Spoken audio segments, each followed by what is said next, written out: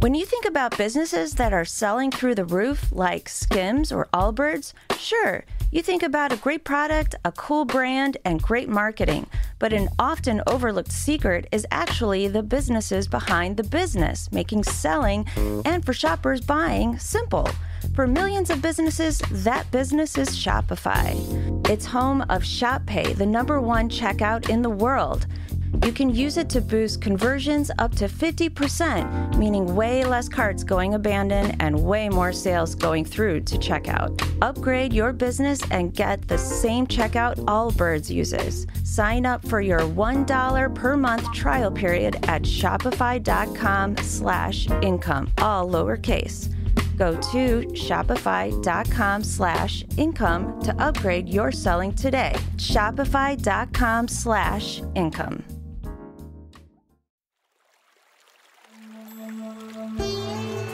Hi everyone, I'm Deb Flashenberg. Welcome to Yoga, Birth, Babies, a podcast produced by Prenatal Yoga Center. We will be diving into everything prenatal yoga, birth, and baby related, hoping to inspire, educate, and empower you through your journey into motherhood. Thank you for listening. Hi, I'm Deb Flashenberg, and I'm your host of Yoga Birth Babies. And today's podcast was inspired by some of my students. So this actually happened a couple of months ago, but it was right before I was about to teach postnatal yoga. And I came in and a group of them were sitting there chatting in a circle. Some of them had their babies, some of them did not. And the topic was things that they didn't know were going to happen postpartum. I think they were literally saying things that nobody told me.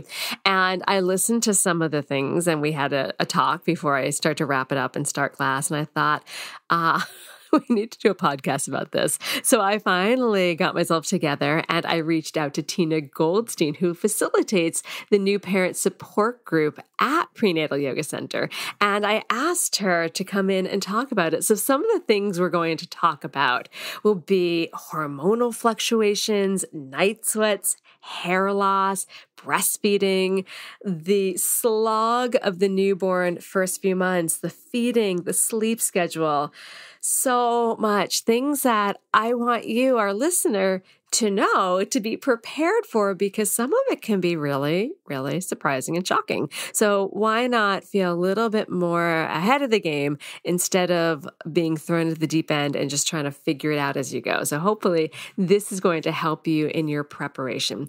Let me tell you a little bit about Tina. As I mentioned, she facilitates the new parent support group at Prenatal Yoga Center. She is a postpartum doula, a certified breastfeeding counselor, and a pediatric sleep consultant. Tina provides one-on-one care and education to new parents during the 4th trimester and beyond, supporting each family's choices without judgment. She's also taught prenatal yoga for the last 11 years, helping birthing folks connect to their breath, strengthen their physical bodies, and heal from or prepare for labor. And Tina's just a delight, and I really enjoyed getting a chance to chat with her and just bringing it out to you of what postpartum can be like. And the more I feel you feel supported and ready, the easier I hope that times that can be a little turbulent will be for you. And I'm excited for you to hear that. Before we get to my conversation with Tina, I always love just to touch base about what's happening at Prenatal Yoga Center. And really the best way, I think, is to check out everything on our website, our workshops, our class schedule. We have in-person classes 6 days a week, online classes 7 days a week. All our workshops are in person, but we have every single one of them also online on demand, because my schedule may not fit your schedule. So I still want to support you, and sometimes that's online. So check all that out, as well as information about our prenatal yoga teacher training, our postnatal yoga teacher training. And then what's been really exciting is that people have been listening to the podcast, then many of them want to come on and be guests or share their birth stories, which is exciting. So if you have either a topic for a podcast that maybe I haven't explored, or you want me to revisit, let me know. And if you think you'd be a great speaker, go to our website and fill out the application so I can get to know your point of view a little bit better. And then the last thing is, when you have a moment, or maybe that moment is now, press pause, run over to wherever you're listening to this from, and leave a rating and review. It helps people find us. All right, that's all from me. Thank you again for listening, and enjoy my conversation with Tina. Oh, it's such a clutch off-season pickup, Dave. I was worried we'd bring back the same team. I meant those blackout motorized shades. Blinds.com made it crazy affordable to replace our old blinds. Hard to install? No, it's easy. I installed these and then got some for my mom. She talked to a design consultant for free and scheduled a professional measure and install. Hall of Fame son. They're the #1 online retailer of custom window coverings in the world. Blinds.com is the GOAT. Shop Blinds.com right now and get up to 45% off select styles. Rules and restrictions may apply. Hi, Tina. How are you?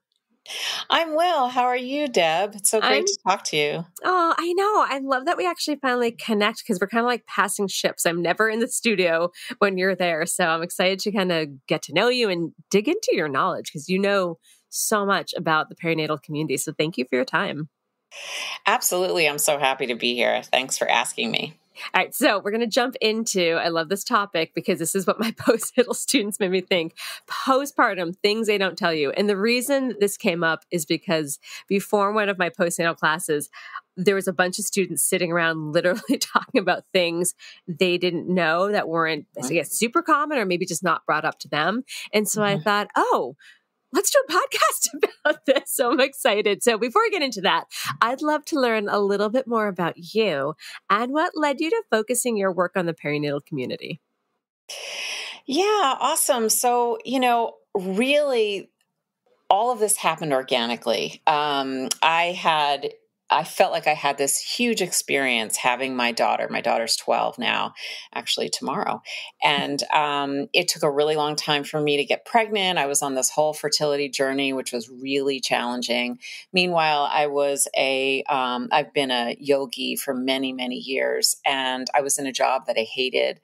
And I wasn't getting pregnant. I finally just quit the job and I took a yoga teacher training, and I got pregnant right after the yoga teacher training was over. Now, it wasn't natural in any sense of the word. I mean, I did lots of IVF, et cetera. However, somehow it made it all work, I'm sure. And then I took a prenatal yoga teacher training, which completely blew my mind because I was like, oh, I should do this because I'm pregnant and wouldn't this be perfect? And it really was. And I just wanted to learn more and more. I took this training was at Integral Yoga with Beth Connolly and Laura Kahn Thompson, excuse me. And it was amazing. It actually changed my life. I mean, literally. And then I just want to learn more and more. And I took a postnatal yoga teacher training. And then Beth said in the training, if you become a postpartum doula, you can offer postpartum yoga in your visits. And that just like really blew up for me. Like there was just this light bulb that went on, and it just felt completely right. And then I added in the breastfeeding piece because I'm a certified breastfeeding counselor and I'm a sleep consultant. And my pregnancy went great. And then postpartum was challenging. I had a difficult birth and then I had a lot of trouble breastfeeding, and I felt very alone and completely unprepared for what this was all going to be like. And in retrospect, I really felt like I wanted to help other women and other parents who are going through the postpartum time, because it can feel extremely chaotic, lonely. Are you doing everything right or anything right? It can, can make you feel like you just don't have much confidence in what's happening. So I really enjoy my work. And you lead the new parent support group at Prenatal Yoga Center. So I do. I'm happy about that. But yes, you really hit some things that I related to, kind of that feeling of loneliness in that postpartum period and just overwhelm of like, am I doing it right? And I think that is so relatable for so many of us. So thank you for sharing that. All right. So let's jump into breaking down some of the biggest surprises or misunderstandings of postpartum. There are so many. When I was coming up with my list, I had to like pull back. I actually just reached out to my students. That's how I came up with the list. I'm like, tell me what shocked you. Yeah. So one thing that came up was breastfeeding, and you had mentioned it was challenging. So what do you think some of those common challenges that people experience and why it's so surprisingly hard for so many? Well, there are just so many factors that go into breastfeeding that are unpredictable. That's number one. You have no idea, one, what the birth is going to be like. You have no idea how your baby is. You don't know what their mouth is like. You have never done it before with this baby, even if you've had another baby before, right? So there's this steep learning curve for the baby, even though it is intuitive for them to suck. They don't necessarily know how to latch on well, right? And, the breastfeeding parent is also learning as they go. It's like I always say to my clients, like before, I usually have a prenatal meeting with them, and I tell them that you want to learn as much as you can while you're pregnant, but it's sort of like getting in a car when it's the day of your driving test and having to drive with no training beyond what you've read. Never been in a car before. It's kind of like that. And so, so things that can happen that don't, might be very challenging are, one, the latch. That's typical, right? It's hard to figure out exactly how the baby gets on when they open their mouth, what exactly happens and where their mouth should be and why does it hurt, ouchie, and why didn't it hurt just then, but ow, now it hurts again. So that can be challenging. Also, milk supply. You don't know in advance if you haven't had a baby before, if you have a regular amount of milk that's just going to match what your baby needs, or is it an oversupply, which is really something to manage when you have too much milk, or an undersupply. And what do you do if that happens? How do you think people know where they fall into that, though? Because if it's their first time, they're not going to necessarily know, like, oh, this is beyond typical. This is an oversupply, or someone be like, this is undersupply if they don't have something to compare it to. Exactly. You answered the question. They don't know. So that's what it comes to. They don't know. I mean, in my experience, clients that I have, they don't know. I know for myself, I had very low supply and my baby fell asleep in like 2 minutes on the breast. And I was like, okay, I guess maybe she's tired. Maybe it's time for a nap. I had no idea. I came home, basically said to my husband, what do we do next? I don't know. So that's the thing about postpartum is the more support you can have around you, the more people to call on that you're prepared to call on in advance, like an IBCLC, a postpartum doula, someone in your family who's going to be really supportive of you is so important. If you're there all alone and having these questions, exactly, you don't know. Yeah. All right, let's talk one more thing about breastfeeding that can happen. When does somebody know, or how do they know if the pain is beyond what it should be? Because I don't remember, again, it's been a minute, what like the pain of breastfeeding. I remember it hurting a few moments, but what is beyond the norm of discomfort? So if you like tears come to your eyes when the baby latches on, that's too painful. Okay. If you notice that you have cuts on your nipples or they're bleeding, that shouldn't be happening. Basically those two, I would say those are two big red flags. And that's time to call an IBCLC, somebody come in there and check it out. But now let's start to talk about the average feeding and sleeping schedule of a newborn for the first few weeks, because I actually thought, and it's strange because I had been doing this work for years before I had my own. And I was just like, oh, what are they talking about? My baby slept a lot in the beginning. And I'm like, this is great. And then that changed.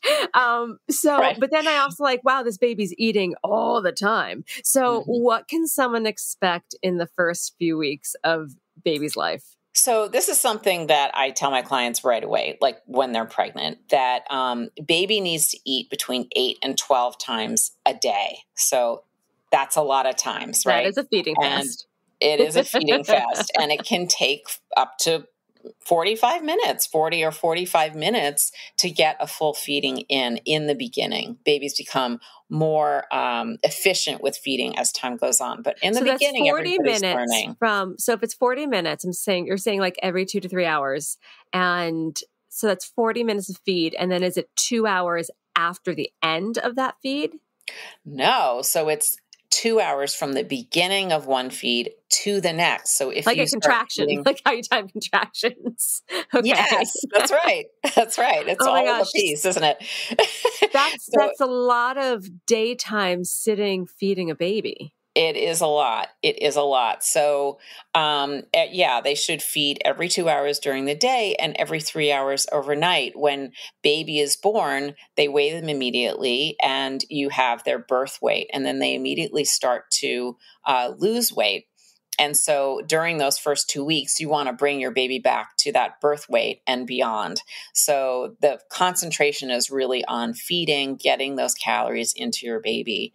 So it's a lot. It feels like a marathon.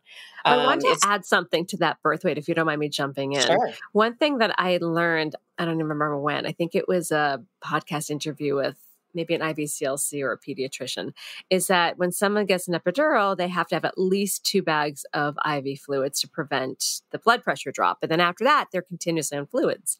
And then the fluids gets absorbed into the body. And then 2 things happen. The baby can have an inflated birth weight, which can go off and then be concerning about that weight that they dropped. And then they have to get back some of that weight. And some of it could be an inflated birth weight.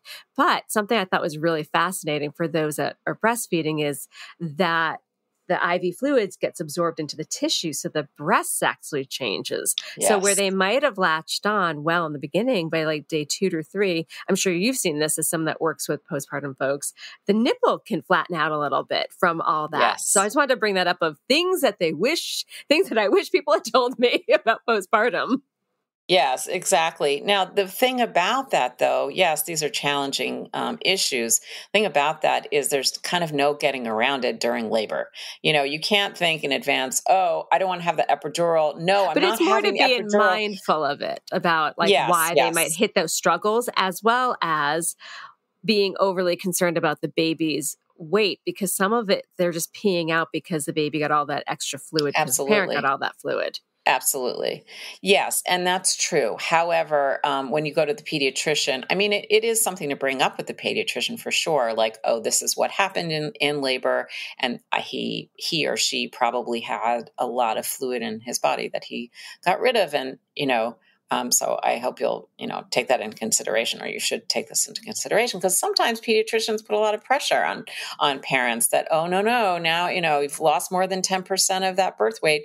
It's time to supplement. It's time to see an IBCLC. I mean, it's always good to see an IBCLC for sure. But it's hard to have that pressure. I mean, I had it. I had that pressure. It's exactly what happened to me. Yeah. And the only reason I bring it up is so that if someone is feeling that pressure of like, oh, baby dropped weight, now we have to start supplementing, that maybe it's just part of a conversation, because new parents are already super stressed. And then to put on them, oh my gosh, your baby's not feeding enough, we got to start supplementing. That's right. That can be more of a discussion as opposed to an opportunity, instead of the freak out. So that's the only reason I bring it up, is because I know people hit anxiety with that, and if they feel that pressure. Yeah, I totally agree. It's definitely the healthier way to go, for sure. All right. So they're feeding a lot. And then what is the average sleep schedule for a newborn? Right. So a newborn until the age of 2 months, has a sleep window, a wake window of 45 minutes to an hour. So if you think about a feeding could be 45 minutes, there isn't really any time to hang out with your baby besides feeding them, right? So you've got 45 minutes of feeding, and then they're tired, they're yawning, they're ready to go back to sleep. So a schedule kind of appears because of that, because they need to eat every 2 hours, and they have their wake windows only 45 minutes to an hour. So the day unrolls on its own, and then overnight every 3 hours. But as time goes on, the wake window gets longer and the naps get longer. And, really, as a sleep consultant, after they've gained their weight back, you really don't need to wake them up anymore unless they hit a 3-hour mark with a nap. Not overnight. They can sleep as long as they want. They should practice that. But during the day, if they hit 3 hours, you do want to wake them up because that can sort of throw off the feeding schedule a bit. And then that might throw things off at night in terms of their sleep because they really need to have enough food and calories in order to sleep well overnight. But that 3-hour nap, I remember my son having a few of those, and I still remember being like, I got so much done. Like it was so great. But yeah, the beginning, it is such a slog to get through. Like it's exhausting. And what kind of sad is that baby starts to adjust to their more awake hours when a lot of folks, those that might be going back to work, are heading back to work at that, 6 to 8 to 10, 12 week mark where they're just starting to have more awake time with their baby. Yeah, 100%. Yeah, that's challenging for sure. All right, we're going to take a quick break, but when we come back, we're going to talk about the super fun topic of night sweats, all right? And other fun things that happen postpartum. All right, we're going to take a quick break. We'll be right back.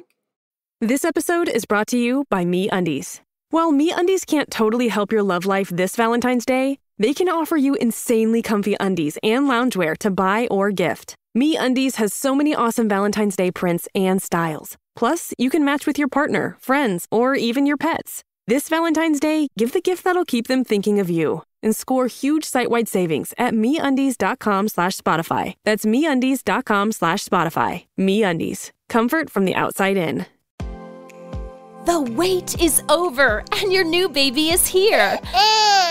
But it didn't come with an instruction manual. That's why there's Newbies. We help guide new mothers through their baby's first year of life. Listen as newly postpartum moms celebrate the excitement of becoming new parents and share the emotional and physical struggles of recovering from childbirth and caring for a newborn baby. Subscribe through your favorite podcast app and visit newmommymedia.com to check out our other parenting shows, Preggy Pals, Parent Savers, Twin Talks, and The Boob Group. Newbies, new moms, new babies. Okay, we are back. Oh, talk about hormonal shifts. Let's talk about night sweats. So, What? I knew about them, but I was not prepared for the reality of how gross it felt. Can you talk about why is this happening? When does it taper off? Yeah. So I had no idea. All of a sudden I woke up one night and I was completely soaked with sweat and I had to change the sheets and my clothes. And I was like, what is going on? And so it happens in the first couple weeks. Usually it starts to taper off by week 2 or 3. It really depends on, it's pretty individual. It can happen for a few nights or it can continue. And it's because of the decreased estrogen and progesterone in the body. There was so much estrogen and progesterone while the birthing parent was pregnant, and then there's this quick drop off, and that can really make the body's temperature fluctuate radically, and that's what happens overnight. So, not fun. But just know that it's usually a very short occurrence. It's not like it goes on for months or anything like that. If I remember reading this correctly, the hormone level of someone postpartum is actually similar to the hormone level. I don't remember if it was perimenopause or menopause. It was that drop of estrogen. Yeah. Yeah.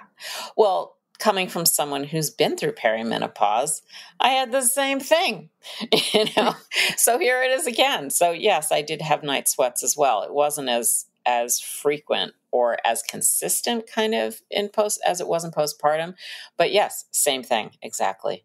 And it also goes hand in hand with your emotional state.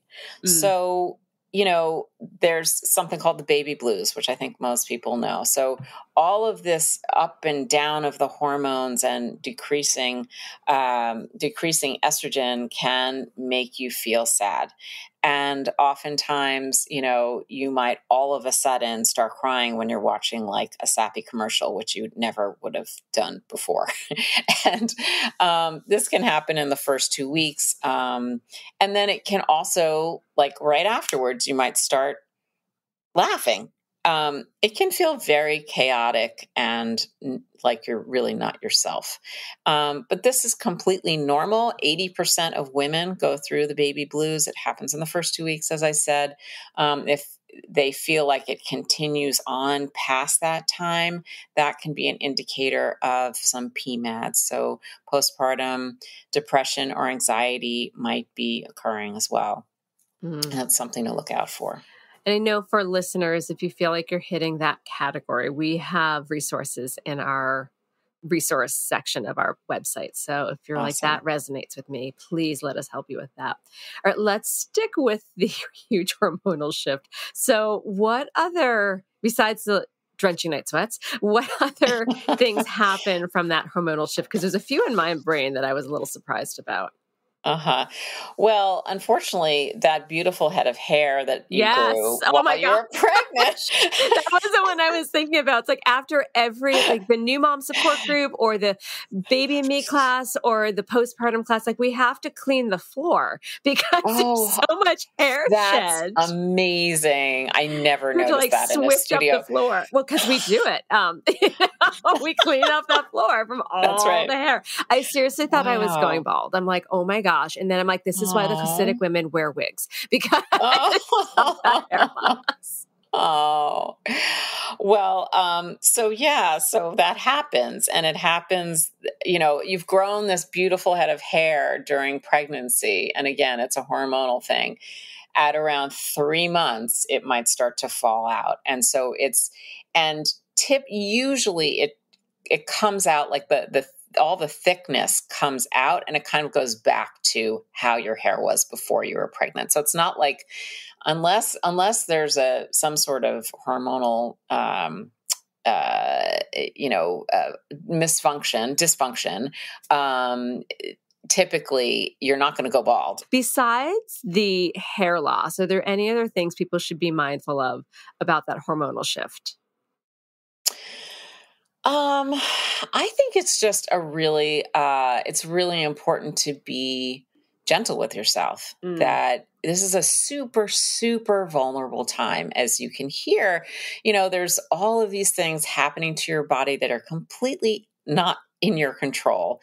Even breastfeeding isn't necessarily in your control. The amount of milk that you have. I mean, you can certainly work on the amount of milk and that can change, but it's not like from the get-go, you don't know. You don't know what's going to happen. So it's really challenging, but to take it in stride as much as you can. And again, that support around you, so your partner, if you have one, again, a postpartum doula, an IBCLC, maybe a perinatal therapist that you might have connected with even before, during pregnancy. Just having folks around you so you have a circle of support, because it's so unlike how you felt probably before you were pregnant. Yeah. One other thing I wanted to bring up about the hormonal shift, because when I teach my postnatal yoga teacher training, we talk about hormones. And I remember learning that we talked about the night sweats being similar to perimenopause or menopause. There's something that can also happen in the vagina. So the tissue can get drier. And so when I'm talking to often people about like pelvic floor to understand if it's tight, vaginal penetration can be a sign of pelvic floor tightness, but it can also be painful because of the vaginal dryness of the hormonal drops. So I thought that was really interesting to learn. So that is grab some extra lube.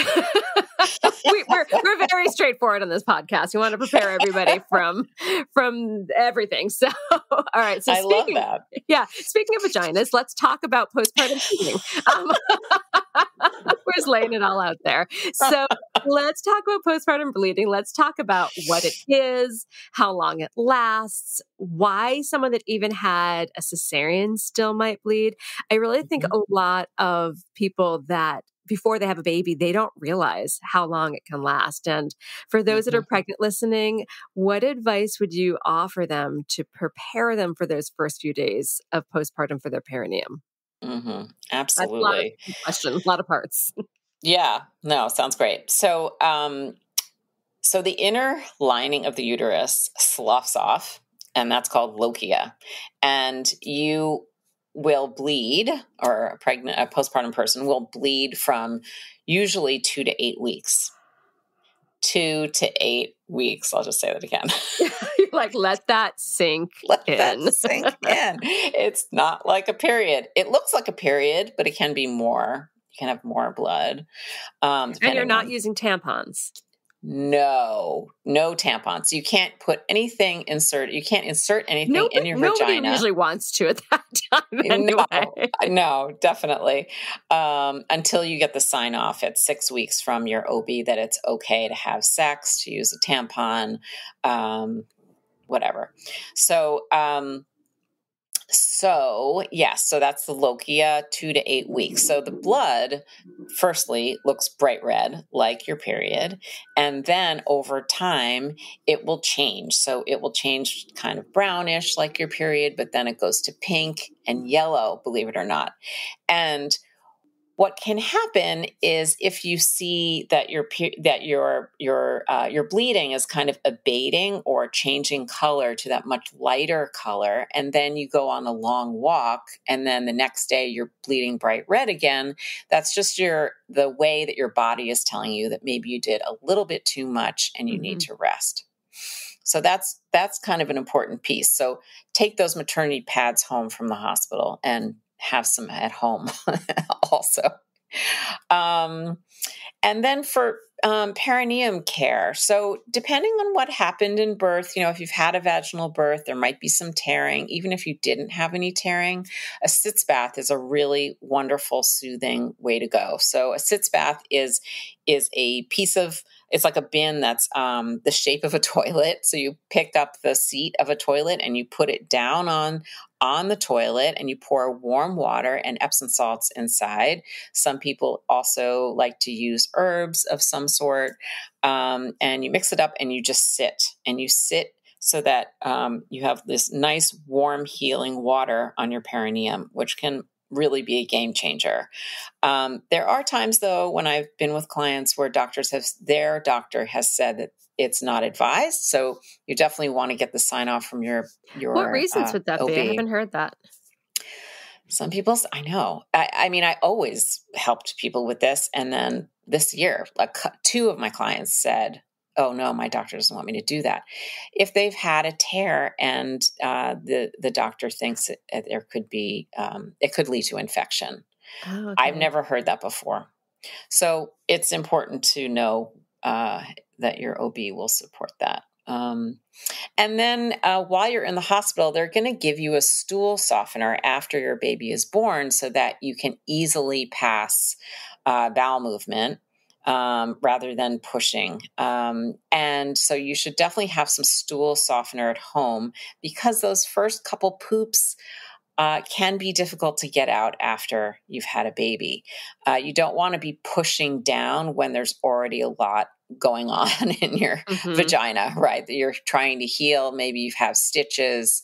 So as much as possible, there's also Smooth Move tea, which can be really helpful, yogi tea, to soften the stool. I'd recommend that.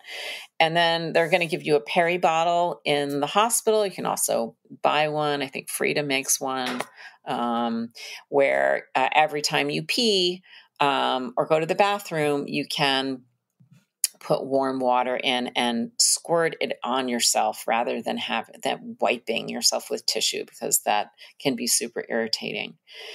Another thing to help is a donut pillow. So if you've really had a lot that went on in your pelvic floor during labor, you can come to sit on a donut pillow, which can help to, not have any pressure, relieves pressure from your pelvic floor. And then there's also padsicles. I don't know if anyone's heard of those, but you can take a pad and put witch hazel on it or some herbs of some kind and put them in the freezer, and then wear them in your underwear, which can be nice and soothing. And again, how long do you suggest people do that? You mean the same pad or just no.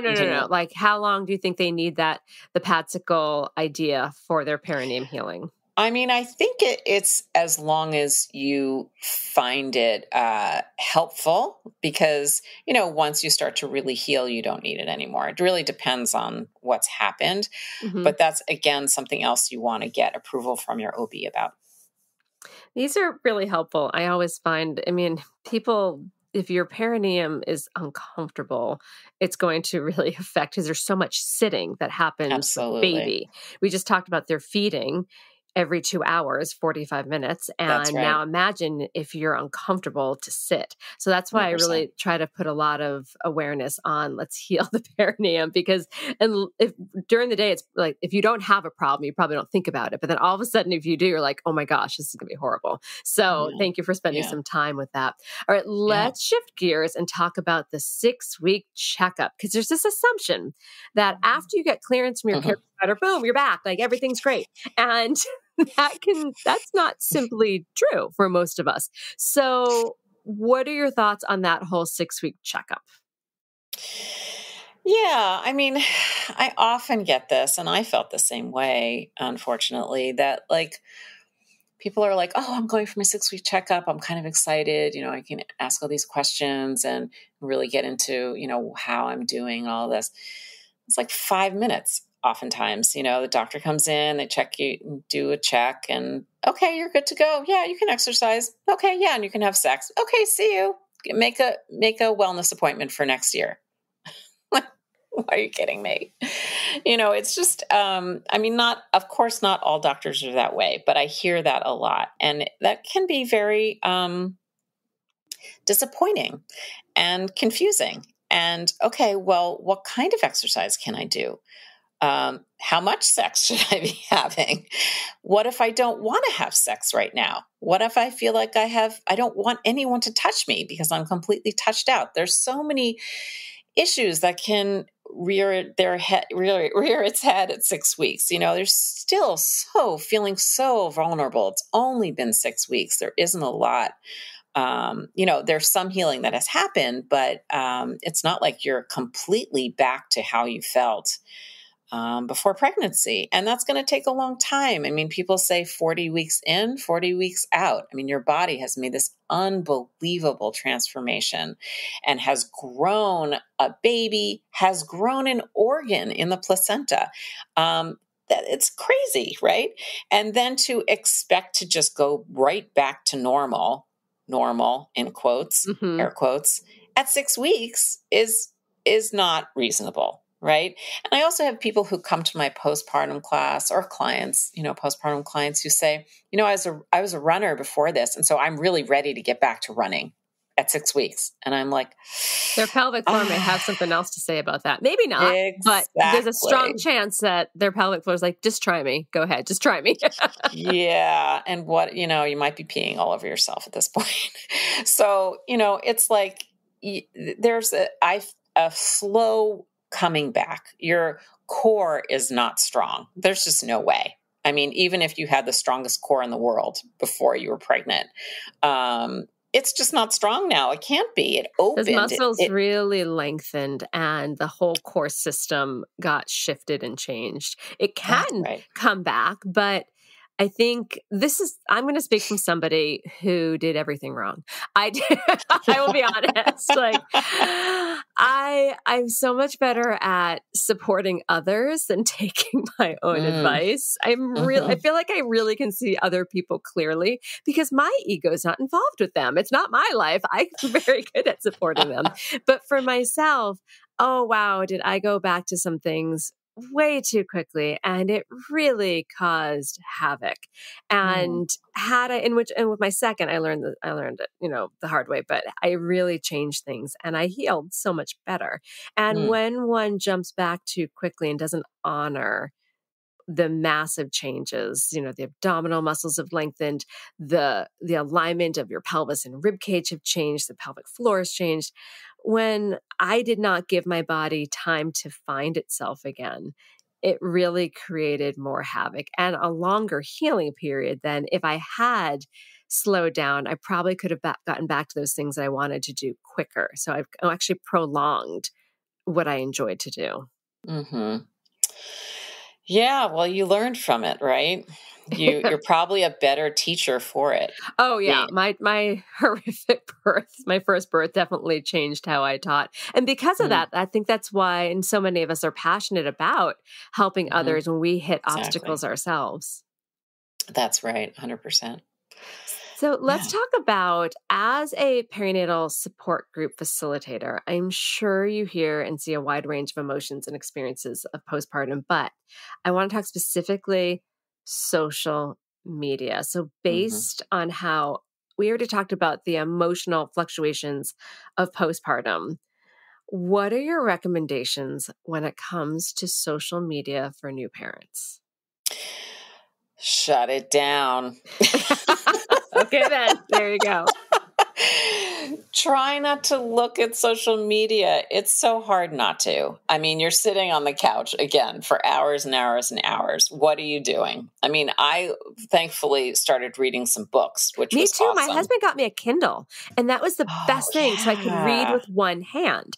I'm going to really date myself, folks, so don't judge me too much. But remember when Twilight came out? So your daughter's 12, my son's 13. So I read the whole Twilight series, that young adult. Like I needed something easy because my brain could not hold thoughts. So I read the whole Twilight series while breastfeeding, one-handed. Get a Kindle or whatever else you can read with. Totally. I mean, it was awesome. But before I started reading books, I was definitely looking at social media, or I was just like, I don't know what I was doing, but again, it's incredibly vulnerable time. So if you're looking at posts of people who are like, oh, look at my fabulous body after 2 weeks, postpartum, which is total crap, by the way. Or look at my fabulous baby. They're sleeping through the night. All these things that are probably not true. It's not helpful. It's not helpful to your psyche. We know social media is just not helpful anyway to anyone's psyche. So I would say try to avoid it as much as possible. Or maybe filter it out greatly, because I do think there are some resources, and I hope Prenatal Yoga Center is one that offers supportive information as opposed to comparison information, because I do this myself on certain things. I'm like, why does that person look so much better at this age? Maybe filter out the people that are not offering you support that's going to make you feel better about yourself, because we all can fall down that rabbit hole of feeling really crappy about ourselves. So social media, it's a tricky, slippery, slidey beast. Absolutely is. Yeah. And you're right. There are a lot of great sites to follow. But if you can't control it, because sometimes I have to literally take my phone and just put it in another room. If you're gonna find yourself falling into that turmoil, then I like your idea. Just shut it down. Even the good stuff, take a break from it. I like that idea. Yeah. Yeah. All right. So is there anything else that you want to add that you want people to be prepared for or know about postpartum before they're in the middle of it? We hit a lot. Yeah. I mean, I really, really I know I'm a postpartum doula, I'm a breastfeeding counselor, and it's not that I'm promoting myself, but I really, really recommend creating that circle of support around you so that you're not floundering. Because when I went into it, I was like, oh, how hard could it be? I was so excited to have my baby, and it had taken so long for me to finally get there, for us to finally get there. And I was like, I can do it. It's all going to be great. Well, yeah, it was great. But if I just had more help around me, I think it just would have been more joyful. I mean, and that's what you're looking for, is the joy, because it's there. It's just sometimes you can forget that because it can be challenging.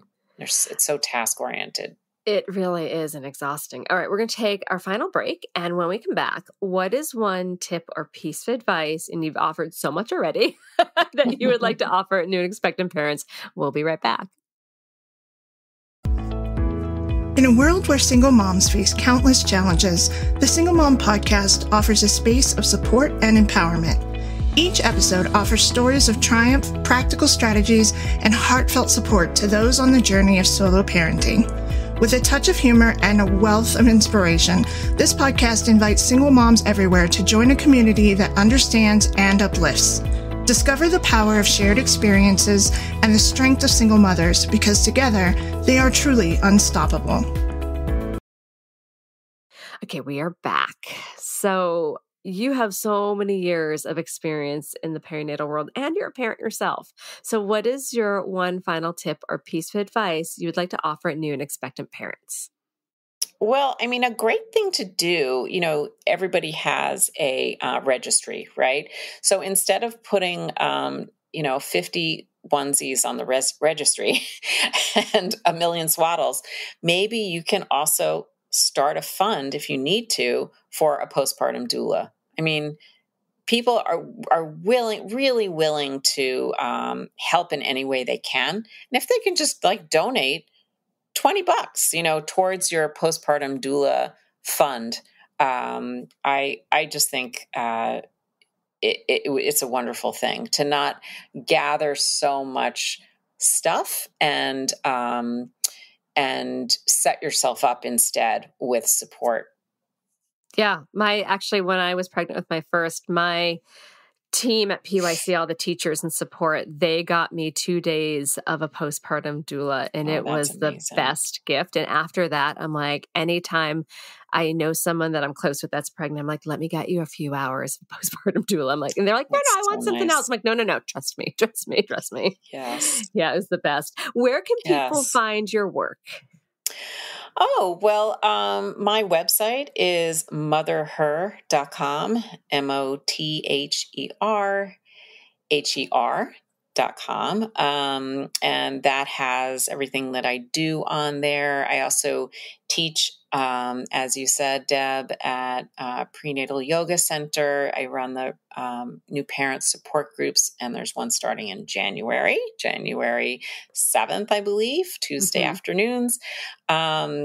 And I also teach at Brooklyn Flow in Park Slope. I teach prenatal and postnatal classes there. And I also do new parent support groups. And I teach some workshops. Wonderful. I'll make sure all of that's in the show notes.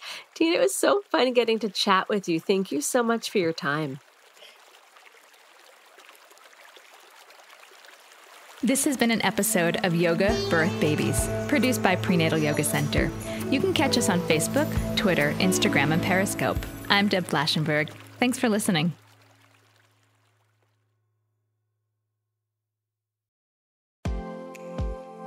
You were probably expecting one, but got pregnant with two.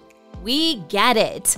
Twin Talks encourages moms who are expecting twins as well as experienced moms of multiples. Together, we'll explore the unique challenges new parents face when raising two or more children of the same age. Join us as we embrace the joys of parenting when you've got double the duty. Subscribe through your favorite podcast app or say, "Hey Alexa, play the Twin Talks podcast." And be sure to visit newmommymedia.com to check out our other parenting shows, Preggy Pals, Newbies, Parent Savers, and The Boob Group. Twin Talks, parenting times 2.